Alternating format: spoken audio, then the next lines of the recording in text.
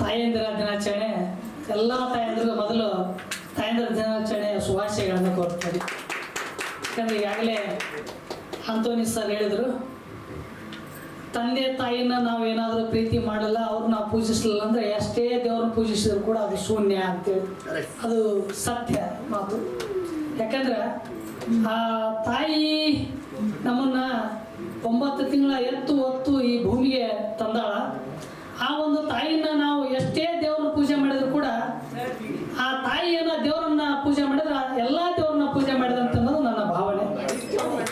ಯಾಕಂದ್ರೆ ಈ ತಂದೆ ತಾಯಿನ ಪೂಜೆ ಮಾಡಬೇಕು, ತಾಯಿನ ಚೆನ್ನಾಗಿ ನೋಡ್ಕೋಬೇಕು ಅನ್ನೋರಿಗೆ ತಂದೆ ತಾಯಿನ ಚೆನ್ನಾಗಿ ನೋಡ್ಬೇಕು, ನಾವು ತಂದೆ ತಾಯಿನ ದೇವರಂತೆ ಕಾಣಬೇಕು ಅನ್ನೋರಿಗೆ ತಾಯಿ ಇರೋದಿಲ್ಲ, ತಂದೆನೂ ಇರೋದಿಲ್ಲ.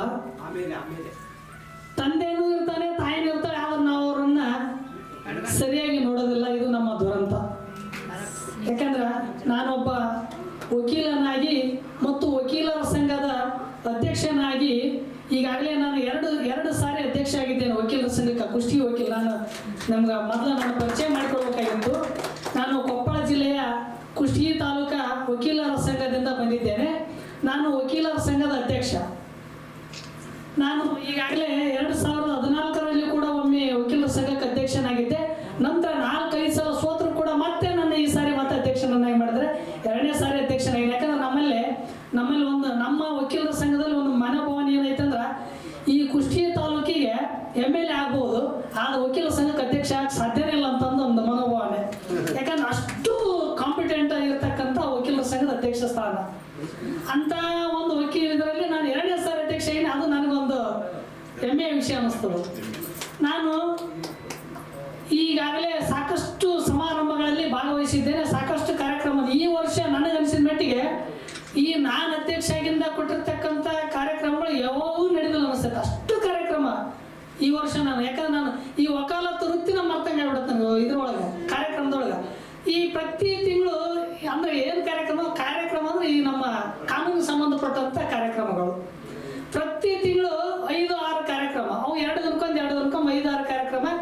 ಹಂಗಾಗಿ ಏನು ಬಿಡುತ್ತೆ, ನಮ್ಗೆ ಈ ವಕಾಲತ್ತ ಬಿಟ್ಟು ನಾವು ಬರೀ ಅದನ್ನ ಒಂದು ಉದ್ಯೋಗ ಆದಂಗೆ ಆಗ್ಬಿಡತ್ತೆ. ಆ ಒಂದು ಕಾರ್ಯಕ್ರಮ ಕೊಟ್ಟು ನಮ್ಗೆ ಏನಾಗೈತೆ ಅಂದ್ರೆ ಈ ಯಾವುದೇ ಒಂದು ಇದ್ರೊಳಗೆ ನಾವು ನಮ್ಮ ಸಾಹೇಬರು ಕೂಡ ಅಂಥ ಸಾಹೇಬ್ರು ಸಿಕ್ಕಾರ ನಮಗೆ. ಜಜ್ ಸಾಹೇಬ್ರು ಮಂಜುನಾಥ್ ಸಾಹೇಬ್ರು ಅಂತೇಳಿ, ಅವರು ಕೂಡ ಎಷ್ಟು ಅವರು ಹೃದಯವಂತಿಕೆ ಅಂದ್ರೆ ತಂದೆ ತಾಯಿ ಅಂದ್ರ ಅಥವಾ ಯಾವ ದೀನ ದಲಿತರು ದೀನ ದುರ್ಬಲರು ಅಂದ್ಬಿಟ್ರೆ ಅಷ್ಟು ಅವ್ರಿಗೆ ಕಳಕಳಿ. ಅಂತ ಒಂದು ನ್ಯಾಯಾಧೀಶರು ಕೂಡ ಈ ಸದ್ದ ನಮ್ಮ ನ್ಯಾಯಾಲಯಕ್ಕೆ ಸಿಕ್ಕರಂದ್ರೆ ಅದು ನಮ್ಮ ಸುದೈವಂತ ನನ್ನ ಭಾವನೆ. ಈ ಒಂದು ಕಾರ್ಯಕ್ರಮದಲ್ಲಿ ನನಗೆ, ಯಾಕಂದ್ರೆ ನಾನು ಆಡ್ಬೇಕಂತೇಳಿ ಅಂದೇನೋ ನಾನು ಸಾಂಗ್ ಹಾಕಿದ್ದೆ, ನೇತ್ರಾವತಿ ಮೇಡಮ್ರಿಗೆ ಹಾಕಿದ್ರು, ನಾನು ಸೆಲೆಕ್ಟ್ ಮಾಡಿದ್ರೆ ನಾನು ಇಲ್ಲಿ ಬಂದೆ. ಯಾಕಂದ್ರೆ ನನಗೆ ಆಡ್ಬೇಕನ್ನೋ ಧೈರ್ಯನೂ ಬರ್ತಾ ಇಲ್ಲ. ಆದರೂ ಏನೋ ಒಂದು ಹಾಡ್ತೀನಿ, 101 ನೆನಪಾಯ್ಬಿಟ್ಟು ಆಡ್ಬಿಡ್ತೀನಿ. ನಮ್ಮ ಸರ್ ಅವರಿಗೆ ಒಂದು ಮಾತನ್ನು ಹೇಳಿದ್ರು, ನಾವು ವಕೀಲರಾಗಿ ನಾವು ಎಲ್ಲಿ ಮಟ್ಟ ನಾವು ಕೇಸ್ ಗೆಲ್ಲಲ್ಲ ಅಲ್ಲಿ ಮಟ್ಟ ನಾವು ಇದು ಮಾಡೋರು ಅಂತ ಹೇಳಿ. ಹಂಗೇನಿಲ್ಲ, ಕೇಸ್ ಗೆಲ್ತಾ ಇರ್ತೀವಿ, ಕೇಸ್ ಬೇಕೇನಿಲ್ಲ. ಯಾಕಂದ್ರೆ ನೋಡ್ರಿ, ನಾವು ವಕೀಲ ವೃತ್ತಿ ಮಾಡೋದ್ರಿಂದ ಏನಂದ್ರ ನಾವೆಲ್ಲ ಕೇಸ್ ಗೆಲ್ತೀವಿ ಅಂತೇನಿಲ್ಲ. ಯಾಕಂದ್ರೆ ಮೆರಿಟ್ ಇದ್ರೆ ಗೆಲ್ತೀವಿ, ಮೆರಿಟ್ ಇಲ್ಲಂದ್ರೆ ಸೋಲ್ತೀವಿ ಅಷ್ಟೇ.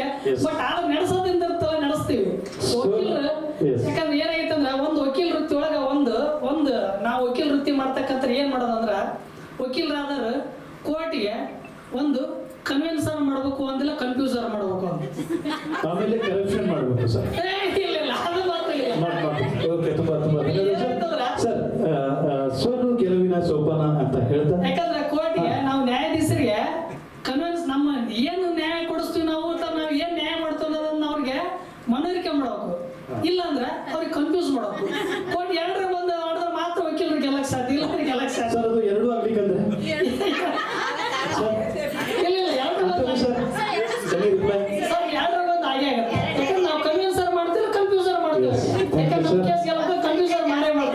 ನಿಮ್ಮ ವೃತ್ತಿಯಲ್ಲಿ ನೀವು ತುಂಬಾ ಪರಿಣಿತರು. ಅದಕ್ಕೆ ತುಂಬಾ ಧನ್ಯವಾದಗಳು. ಒಂದು 101 ನೆನಪು ಎಂಬ ಗೀತೆಗೆ ಕೇಳಿ ಆನಂದಿಸಿ. ಎಲ್ಲ ಜಡ್ಜ್ ಕನ್ಫ್ಯೂಸ್ ಆಗಲ್ಲ ಸರ್. ಕನ್ವಿನ್ಸ್ ಮಾಡ್ತೀವಿ ಅಂತ ಹೇಳಿದ್ರು ಸರ್. ಕನ್ವಿನ್ಸ್ ಮಾಡ್ತಿಲ್ಲ, ಕನ್ಫ್ಯೂಸ್ ಮಾಡ್ತೀವಿ ಅಷ್ಟೇ. ಕನ್ವಿನ್ಸ್ ಮಾಡ್ಬೋದು ಅಷ್ಟೇ. Thank you for lot of comments.